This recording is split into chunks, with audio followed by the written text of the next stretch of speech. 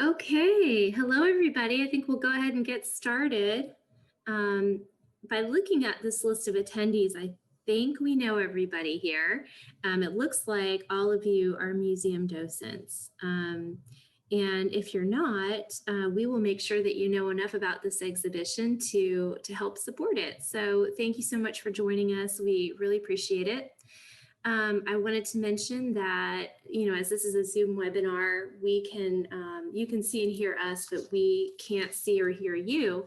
So if you have questions or you'd like to interact with us, you can either use the Q&A function or the chat function, which is part of Zoom. And you should see that on your control bar and on your, I don't know where it would be, on the top or your bottom of your screen. It depends on how your settings are. But at any rate, we'll go ahead and get started with today's training. So as I said, I think a lot of you are veterans of the museum and also, of course, of the Rainforest Masks exhibition. But for anyone who's new or anyone who feels like they need a refresher, since this has been such an interesting year that I don't know that anyone's thinking quite straight. We're just going to go through. I don't think this is going to take us more than 30 minutes. So, and we'll have plenty of time for questions and answers. And we'll just take it from here. So this is our 18th year working with the Barucan village, which is an indigenous village, of course, of Costa Rica. And it's really nothing short of a miracle that it's happening this year. Baruca, as you can imagine, is very isolated. I'm going to show you actually a picture of where it's located. It's very isolated. In the upper part of this picture are the Talamanca mountains. And hold on one second, let me get this off the screen. And over on the south side of Baruca is the Osa Peninsula. So it's really, or close to, so it's really isolated. And as such, I mean, if there's an outbreak in the village of COVID, it's a terrible thing. So they pretty much kind of closed down the village for the last 9 months or so. They don't have medical facilities there. Having a big outbreak would be terrible.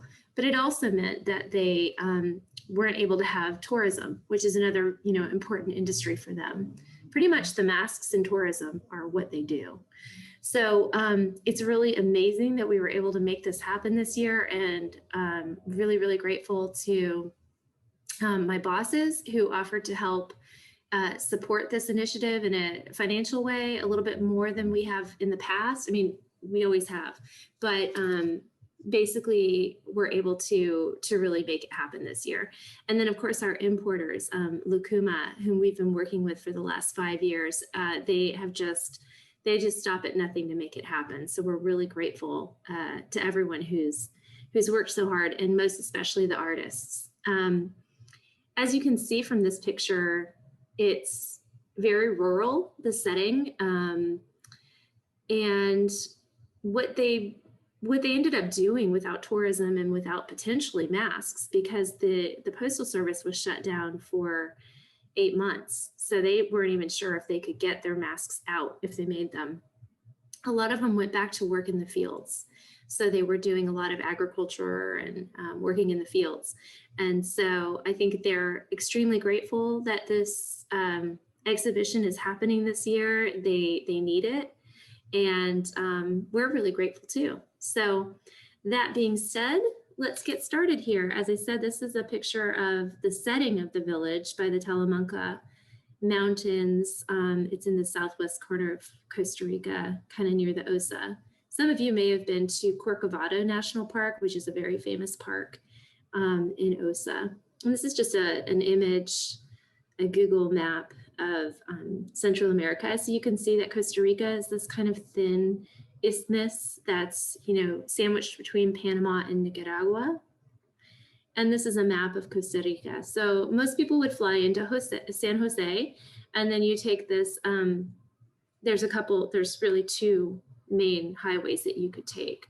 And it doesn't look like it would be very far. And, as far as the bird flies, it's not, but it takes a really long time. And the roads to get there are not terrific. So you can see the red point there. That's where Rica is located. This is a little slideshow that I'm going to play. It doesn't have any sound, so basically I'm going to just narrate it. Sorry about that. Okay. This will just give you a little background about the masks, the mask making tradition, and the village itself. So as people here reenact Civil War battles, the entire Costa Rica. Oh, I'm sorry. Let's go back. As people here reenact Civil War battles, the entire village of Costa Rica celebrates and recreates their victory each year between December 28th and January 2nd. Rica is a small indigenous village in southern Costa Rica. They take great pride in their history of defeating the Spanish and protecting their homes with the help of their masks.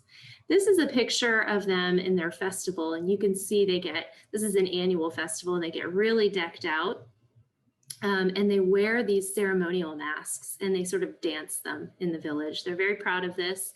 They were not able to have an in-person celebration this year for obvious reasons. And that right there is the bull that's representing Spain. And this reenactment is a part of their history. This dates back to 500 years when the Spaniards came to Central America. And, they say they may have conquered us, but they didn't conquer our spirit. So this is more of a process. This is going a little faster than I thought it was going to go. This is more about process. This is Bernardo, who's one of the artists, and he does the design. He really loves drawing and doing design. There's sort of three main stages to the making of a mask. There's the drawing and the design, there's the carving, and then there's the painting. So that's what we're going to see in this. Bernardo, you can tell by his smile, he's a very friendly guy. He's very sweet. He's talking here about how he'll make like 10 drawings and maybe there's only one that's worth keeping. He says something like he doesn't really care about the money. He likes to make friends and visit with people. So he's very particular when he makes a design. He wants it to be carved and painted just the way he made it. So the mask making process is very, very collaborative. And I think that's an interesting aspect of this. I have friends from all the workshops and work with all the workshops. So they kind of set up little family run workshops. Somebody comes to my home and says, let's do a drawing. He says he never charges any money, which isn't totally true, but he's saying he's more interested in friendships that he develops along the way. I have lots of friends. If I need a favor, I go to my friends. He draws for whoever wants him to draw. Very talented young man. There are times when I leave at 7 in the morning and I return at 3 or 4 in the afternoon. It's putting in a full day out there, socializing and sketching and chatting with all the other artists in town. I don't care who makes the masks. If they're good masks, I make the design the same. Some understand my designs, others don't, but I enjoy drawing for people. Next, a carver like Esteban must carve the mask and interpret the design. So these are the tools. They're very simple tools. Everything is hand hewn. They make these tools themselves. This is Esteban. He came up the last couple years. He's wonderful. Has 3 young girls, very, very sweet family. And Esteban is really a conservationist too. When he makes proceeds from the mask carving and he conserves land. He's really amazing. So this is another part of the process here. And of course, those of you who have been through this show before, you know that we have some demonstration masks so that you can help people understand the process. And those are out in the South Gallery. And they show, I think, 3 masks in different stages of completion. It's really incredible. Finally, the mask is painted with bright acrylic paints, a modern addition to the masks. They used to use natural dyes, and now they use acrylic paints. This is Marcos Rojas Morales. He's part of the big Rojas Morales family, where they have, I think, 12 kids in the family. I should mention the slideshow is from last year, so the statistics aren't quite the same, but I just wanted you guys to see some of the process. Oh, this is footage from early on. This is back in the day. We're going to have a very different kind of opening this year, as you guys can imagine. So that was our slideshow. So like every year, we have a flyer, and the flyer is pretty informative, actually. It tells about the origin of the masks. It tells a little bit about the village itself, and the tradition of dancing and wearing the masks, and their special annual festival, which is called Fiesta de los Diablitos. I should mention, for those of you who don't know, I think it's important to note that the Diablo masks, they look like devils. It's not because the Barucans are devil worshippers. We get interesting questions every year. This is a typical thing, right? The Spaniards, they knew the Spaniards were Christian and that they were afraid of the devil. That's a part of that religion. And so when they were trying to protect their village and defend themselves from the Spanish invaders, the conquistadors, they decided to make these scary looking devil masks. And that is why we have the Diablo or Diablito masks today. So that's a bit of that story. And then this is a picture kind of about the origin, the resurgence of this tradition. Kind of, I think it was 1995. So it was really, Selby Gardens actually that got this restarted in a roundabout way. We had an art teacher who was vacationing in Costa Rica with her family, and she was on the Osa Peninsula at Corcovado National Park, and she said, I want to bring home something from here. I want to bring home a craft, something that people make. And she couldn't really find anything that was, locally made. And she really was interested in like indigenous crafts and artworks. And so someone said, oh, go over to the Barucan village. It's just a couple hours away and see if you can, they make these cool masks. And so she went, and there was kind of one elder who was still making masks. His name was Don Ishmael Gonzalez. And she said, I'd like to buy some masks from you. And he thought, okay, whatever. And she said, I teach art classes at this garden. And if you could make a dozen masks, I will buy them from you, but I want them to be unpainted so my students can paint them. This was her kind of idea. And so she brought these masks home, and the mask painting class was a huge hit. And then she just had this idea, let's see if we can do this. So Don Ishmael, this elder, he got a group of young boys, 11 and 12-year-old boys together, and started to teach them. So they were the apprentices, and now they're the masters. And now their children and their nieces and nephews are carving and painting and making masks. So it's a really neat kind of community revival, I'd say, of this art form. This is last year at the opening, and on the left is Marcos and on the right is Esteban, and they brought their ceremonial masks with them so that we could see sort of the difference between the masks that we display, which so many people love to buy and hang on their walls, and then these ceremonial masks. And I love this picture of Esteban. He looks so proud of his mask and of the tradition. And they are, in fact, extremely proud of being on display in this beautiful building, in this beautiful town. And they are so proud to and grateful to have all the collectors that we have here in Sarasota. And then you can see this guest coming in and just really enjoying interacting with him. So sadly, we will not have them here this year. You can imagine we weren't able to get them to travel out of the country this year, but we hope again, of course, to restart that next year. Here they are again, Esteban on the left and Marcos on the right. And these are pictures of the installation in the Museum of Botany and the Arts. So the picture on the left is the North Gallery, and the picture on the right is the South Gallery. And the galleries they just come alive, just full of color, bright, beautiful flora and fauna of the rainforest. And as you guys know, they just kind of fly off the walls during this, metaphorically speaking, they fly off the walls during this exhibition. Of course, we ask people to leave them here for the duration of the exhibition so that the whole exhibition remains intact and we can really tell a complete story. So these are just the types of masks that you will see and the sizes that are available. So as I mentioned, the Diablo masks are sort of the most traditional and original masks that that you're going to see. The ecological, those are the ones that are, you know, kind of like a beautiful rainforest on the wall.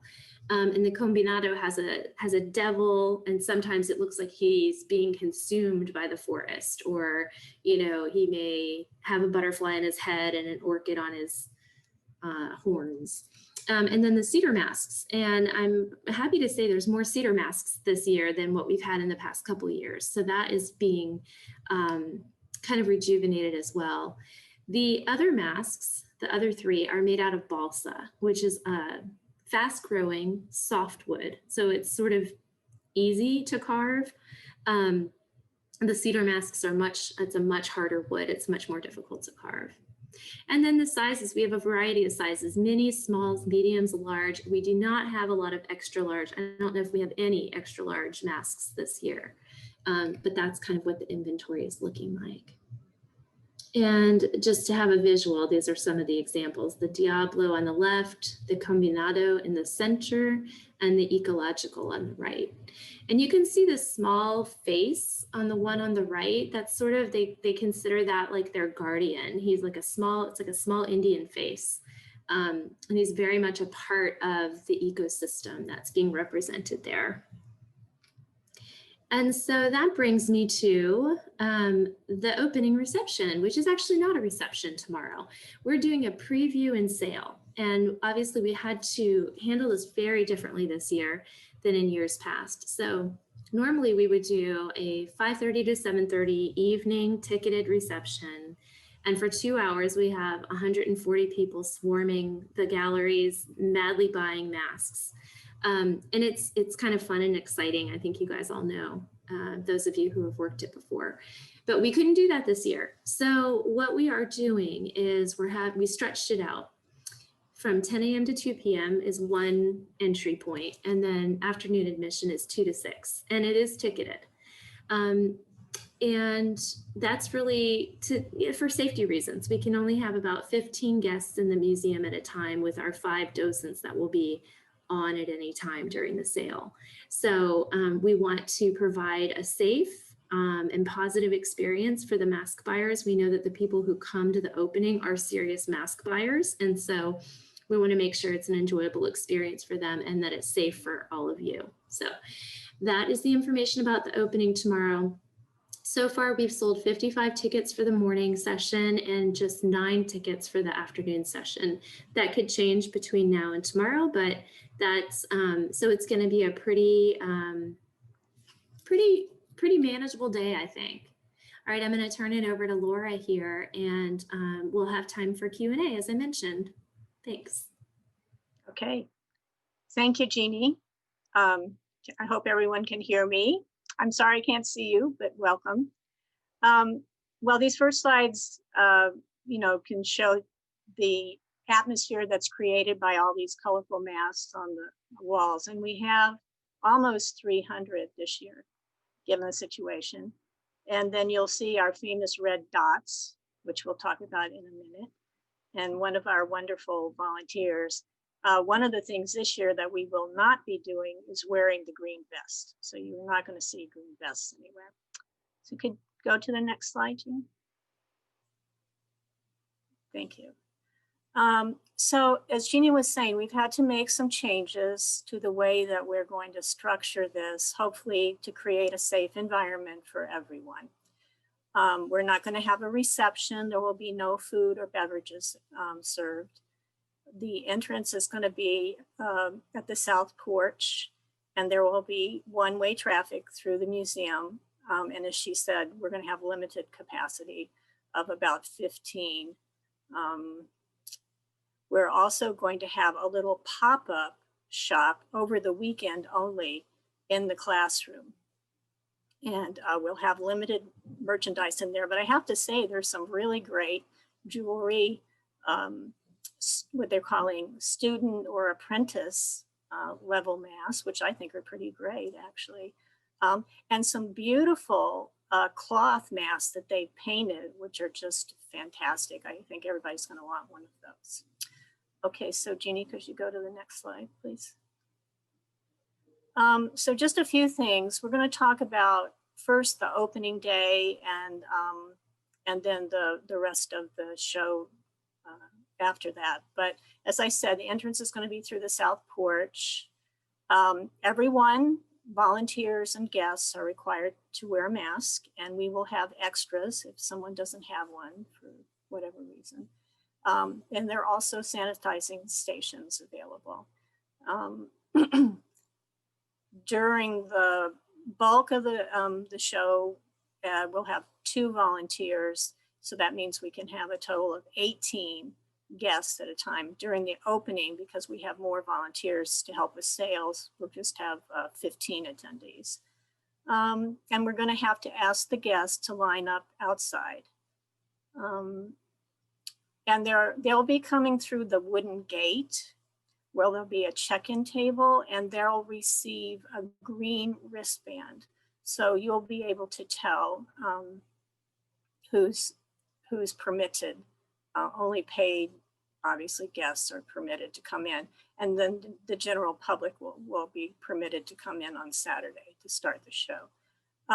So they'll go follow the one-way signs. We're going to be a little lenient about allowing people to come back into the galleries in case they miss something or they're trying to make up their minds. And we're not going to limit time, but if you see that things are kind of clogging up, then we're going to have to do what we do, during our February shows and put a limit like 7 minutes to start out with. But hopefully they will space themselves out. We'll see how that works out. And then when they're done, they're going to exit through the front door, and I'll be sitting there to check their paperwork before they go over to the classroom to pay. So let's go to the next slide. Okay, so I don't know if you can read these two. There's just a couple of changes for those of you that have done this before. I split the shipping off from the main purchase form. Hopefully that will help us to know which ones are going to be shipped. The purchase form, basically you as the docent will fill in the title and the artist's name and the price.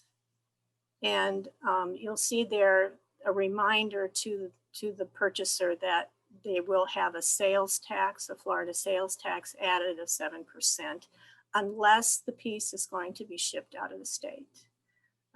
There's no returns, all sales are final, and there's no discounts. Then once they've selected the piece that they want to purchase, you will put a red dot on the label for that piece and write the person's last name and the date.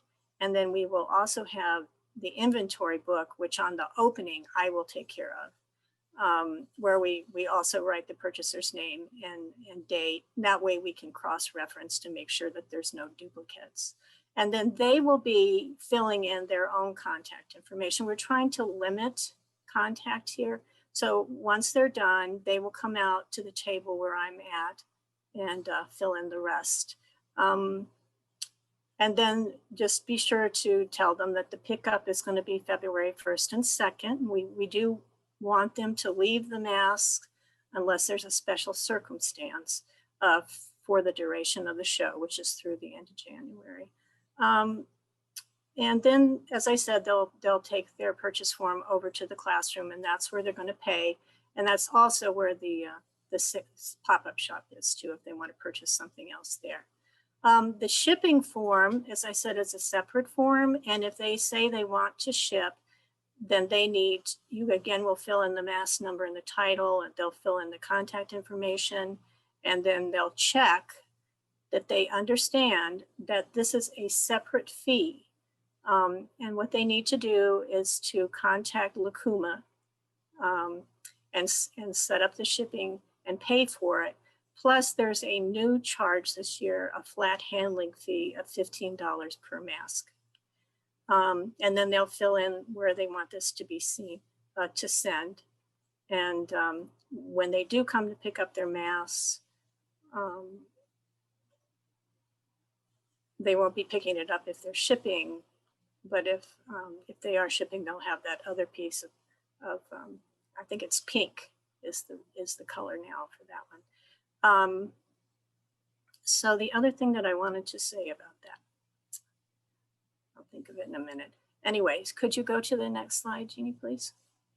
And we're going to take questions after this. So if there's something that I mentioned that you're not sure about, just let us know. Oh, I know what it was. When you're filling out the purchase form, you ask them when they put their contact information to write their credit card number at the bottom, the expiration date, and the security code. This is going to be only credit card purchases, which is usually what we get anyway, but we're doing contactless sales, so there's no, we're not going to handle money, okay? All right. So the suggestion here, and again, because this is all new, we'll see how it works out. For the opening, we're going to have one volunteer who will be in the sun porch entrance, and that person will just explain a little bit to the guests about the show, about the procedure for purchasing, and then they will be in charge of counting off to make sure that we have the right amount of people at any one time. And also, if someone's standing in line, if they have questions and stuff, they can field those. Let's see, I already went over this, the inventory sheet. Okay, now during the rest of the show, when you've made a sale, you'll either give the purchase form to me or Jenny Coburn, my coworker. And if we're not available for some reason, there'll be a file folder in the desk in the hallway where you can put those. Okay, can we see the next slide? Okay, we've already talked about that. And shipping. Oops. Okay, so let's go to the next slide, please. Okay, so there's our wonderful team that has managed to bring this all together during a really kind of crazy year, and we just want to thank them for putting the extra effort in, because we, of course, appreciate having the opportunity to see these beautiful masks, but it also helps the Baruchans. It's like 60%, I think, of their annual revenue. I just want to mention also that, as usual, we'll have our white exhibit book in the desk in the hallway, and there'll be a copy of all of the information that you need. And also, I'll be sending those out as an email to you too. So if there's anything that you forget, and for some reason I'm not available to answer your question, you'll be able to reference that in the book. And did I miss anything, Jeannie? I think you did great. I just wanted to explain a little bit about Lucuma for those who may not know about our importers. So this is Dawn and Alessandra. They have been working as fair trade importers. They worked with Peru for, I think, 15 years before they took on the Baruchan project. And they're local, they're Sarasota based. Alessandra is actually from Peru. And for those of you who don't know what fair trade is, I think it's important to kind of have a decent understanding of this, because this is a question that people ask in the gardens, in the galleries rather. So in a really, really overly simplified way, the way that I always kind of explain to people what fair trade is, it is essentially the artists themselves set the price for their goods, and the importer, or middle person in this case, Lucuma, they pay the price, unless it's like completely unreasonable, but they pay the price, and then they assume all of the risk for moving the merchandise or the inventory. So the artist is paid right up front, and they don't take any risk in this whole process. And there's a lot more to it, but I think that that's an important element to kind of explain to people. A lot of people want to know, are these people being properly compensated? And, I can tell you that based on the income, the per capita income in Costa Rica, the mask making is very fruitful for them. So it's a good living. It's a better living than their other alternatives in the village and in the surrounding area. And they're very grateful for it. You know, not only do they get to make a good living, they get to use their artwork as kind of cultural ambassador for their village and their story.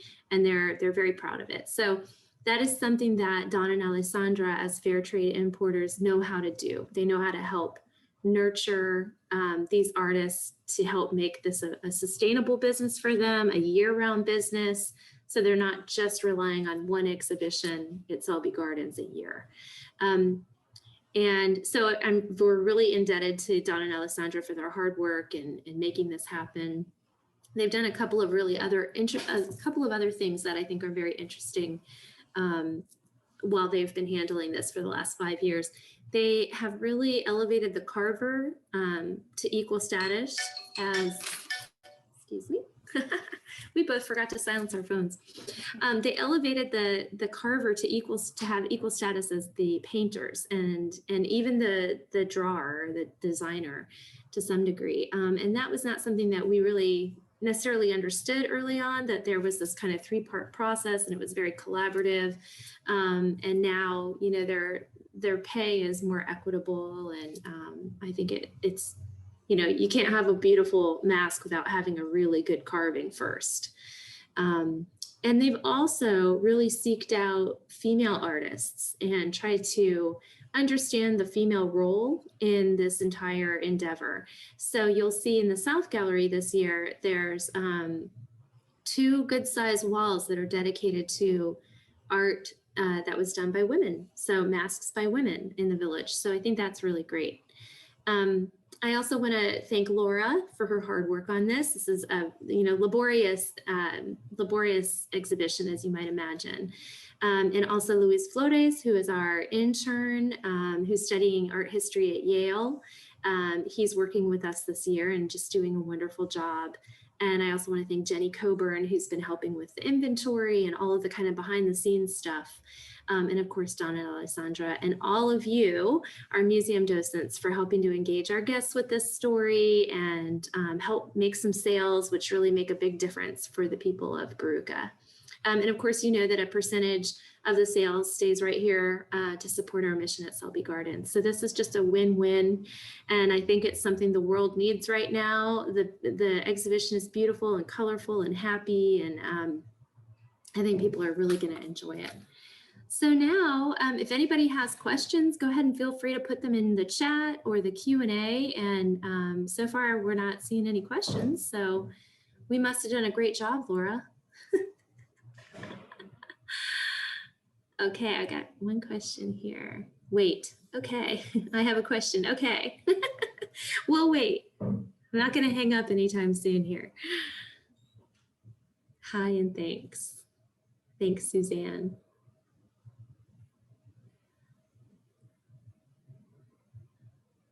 Where does the credit card info go? Ann Madden asked. So it's going to go on the form, right, Laura? Is there a line for it? Okay. There's not a line. It's at the bottom. Uh-huh. And once that's been processed, we'll cut the bottom off and destroy the credit card line because we don't keep that information. So. Okay. So Susan's asking, do we accept cash or checks? For the opening, we're not. We're trying to do just credit cards only. And we've told the people who are coming for that opening that it's credit only. Again, it's an attempt to limit contact with everybody. So how many guests in the sunroom at a time before entering? So I'm not sure, Dee, if you mean for tomorrow or for like the duration of the exhibition, but basically we can have, if we have 5 docents in the building, we can have 15 guests come through the the south sun porch entrance. And those of you who are working tomorrow, Laura will kind of walk you through it when you show up. I think you're going to come about 30 minutes before your shift. So some of these questions can be answered then. Someone else asked, what about apply pay with a phone? I don't think we have the ability to do that. I think it just needs to be a credit card. So something that's also new is that our shop is no longer ringing up our transactions. So since we have a third party operating our shop, which is called Event Network, it's no longer under Selby's uh, administration. So we have put all of the inventory into our database, which is called Altru. And so we are actually going to be like, for those of you who worked at the glass show, we did the same thing. We put the information on the form, and then, the next day, Laura or Jenny enters it into the computer system. Now for opening weekend, since we'll have the sales go through the classroom, we can do it right then and there. Right, Laura? Laura, can you hear me? Yes, I'm sorry. Yes. Yeah. Yeah, I see there's a question here. Are volunteers allowed to purchase? Yes, but usually with the opening preview, we wait until our guests have had a chance to be the first choice because they've paid for the privilege, basically. And then towards the end of what your shift is, you could purchase something if you wanted to. Joan asked, can we buy a necklace like yours in the photo? Yeah, there's necklaces in the shop. I mean, yeah. I think if volunteers want to take a look at the shop and buy something before people get in there, that is probably totally fine. But our guests who are buying, they're paying $50 or $60 a ticket for the morning session, and that's just to get first crack at buying masks. So we definitely want to give them first crack at that. Yeah, Jean, I see that Apple Pay, but like I said, I don't think that is going to be a possibility for us. I think it needs to be a credit card. Let's see, Colleen, what will we do outside? What if people get impatient because they paid for early admission sales and have to wait as we control the numbers in the museum? So we sent a reminder note. We could actually send it to those of you who are working tomorrow just so you can see it. But we did tell them, capacity is limited. We know that you've purchased this ticket, but be prepared to wait so that we can have a safe experience. We really have to follow these COVID protocols since this is an indoor setting. They are accustomed to all going inside at once and getting first dibs on their favorite mask. That is totally true, which is why we did it this way. So the first chunk, that 10 to 2, we limited it to 60 total. So yeah, I do think we're going to get, a lot of people lining up around 9:30, ready to get their first crack at buying masks. But that's just part of the experience, and it's going to be a lot more reasonable than it has in the past. Don't you think, Laura? I hope so. Yeah, we will all be here. This is very much an all hands on deck thing. And, if anybody's angry, send them to me. I will do my best to make them feel better and make sure that the experience is good for them. Some visitors may refuse to leave their credit card info, as was evident at the glass show. How do we handle that? Well, during the opening weekend, that's not going to be a problem because we'll be able to run it right then and there.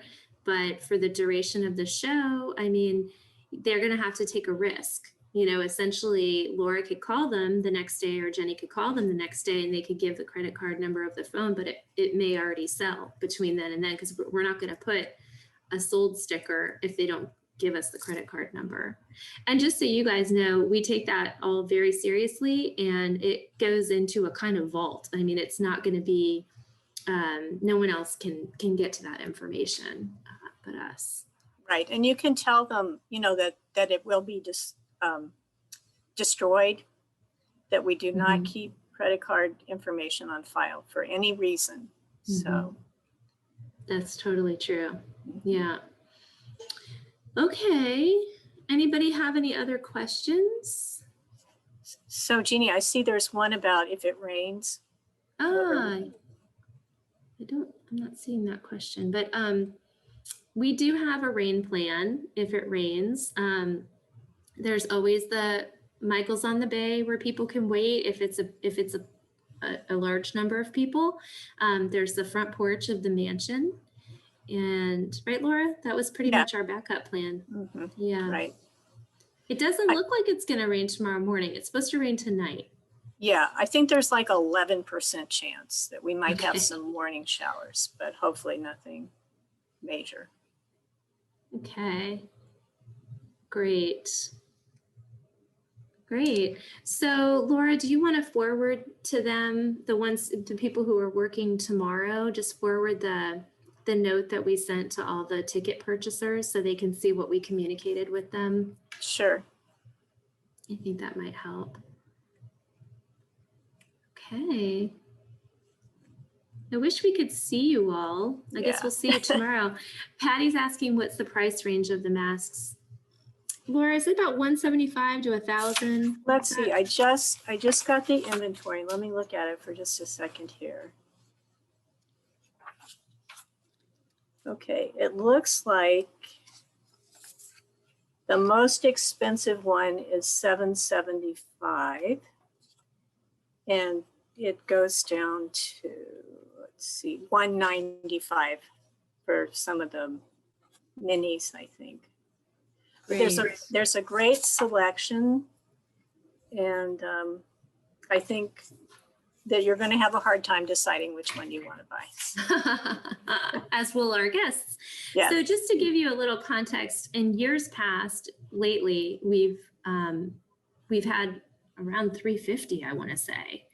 And this year we've got 275, and we don't have any of the really large ones. So I think when you first look in the galleries, it just doesn't look quite as full as it has, and it's not. And it's, like I said, a miracle that it happened this year at all.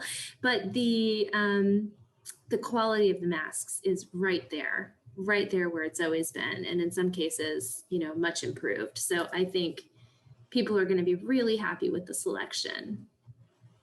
Let's see, we have another question. Are prices of masks reduced at the end of the show? Not really. I mean, Lucama have they extended a discount at the end to volunteers, Laura? Usually they wait to see what's still available, and sometimes they do reduce the price by 10%. Mm-hmm. Yeah, so with the masks and with any items for sale in the museum, because we keep a commission, which just covers our operating, just barely. We don't give a member or staff or volunteer discount on the sale of any of the art items. So it's really up to the importer, up to Lucama, if they decide there's enough inventory left and they'd like to extend that. I always say, you can't see us, but it's nice to see you. Thanks, Colleen. She always says she has enough masks until I see them. I feel the exact same way. I've already got mine picked out, but I'm not allowed to buy anymore. And great question. She asked if any of the artists are going to be in Sarasota this month. And sadly, they're not. We couldn't bring them up this year. Even last year, we had a hard time getting visas for them. We were going to bring Suhe, who's Marcos's wife, because we thought it would be really nice to bring one of the women so we could kind of help round out the story and help people understand how the women, just sort of what their role is in the mask making and also just in the village life. And we were not able to get visas even last year. And this year, we didn't actually even try because they couldn't travel. They weren't allowed to even really go outside of the village.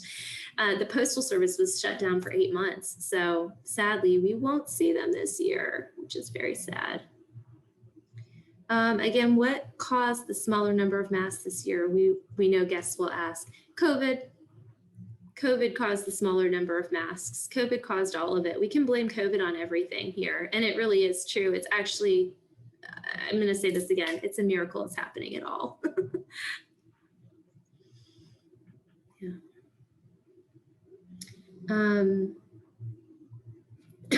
Excuse me. The other thing to note is that when guests come to the opening, they're going to get a green wristband and they're invited to enjoy the gardens while they're here. So they have garden admission is included in their ticket purchase. Most of them are members and can come anytime they want anyway, but not all of them. Some people just come to buy masks. See you tomorrow. That was Jenny saying see you tomorrow. All right, any other questions, guys? You can always shoot us a note, and then we will see you tomorrow. And we'll just see how this goes. I have to say, I worked Lights and Bloom a number of nights and was here, and I know many of you did as well, or some of you did. And Lights and Bloom having decreased participation and really careful COVID protocols was really enjoyable. So I think this is going to be an enjoyable experience for the guests, the mask buyers. We're not doing a reception with food and wine. We just know that's actually not why people come to this. It's really nice to have it when the artists are here and you can meet them and chat with them, and they're so friendly and warm, and we always have interpreters. But without them, and obviously with all the other issues, we just decided to do away with the reception part completely and just do the sale. Colleen says, thank you, and Lights and Bloom was wonderful. You're welcome, and thank you, Colleen. Jean asked, where should we go? Where should those on the second shift go at 1:30? Laura, that question is for you. Just as I said, I'm going to be at a table in the front porch of the mansion. Just come up and check in with me, and we'll get situated. So, and if you do not have a lanyard, if you could shoot me an email. I don't know if we'll have time to. We probably won't have time to make them for tomorrow. But we've switched over from badges to lanyards now, and since we're not wearing the green vests, that will be a way for people to know, besides, the clipboards and that sort of thing too. The red dots. Denise asked what time she should arrive for the morning shift, and that's 9:30, right? Right. Okay. Okay. Anything else you can think of, Laura? No, I think it's going to be fun. And as Jeannie said, this is a team effort, so we're all in this together. So, it takes a village. That's what we say every year, but it's really true. So, thank you all very much, and we will see some of you tomorrow, and we will see others of you at upcoming shifts. And we really appreciate you supporting this and supporting us. And this has been recorded, so we'll send it out to any of the volunteers who weren't able to hear it. Okay. Thanks, everybody. Well, thanks. Bye.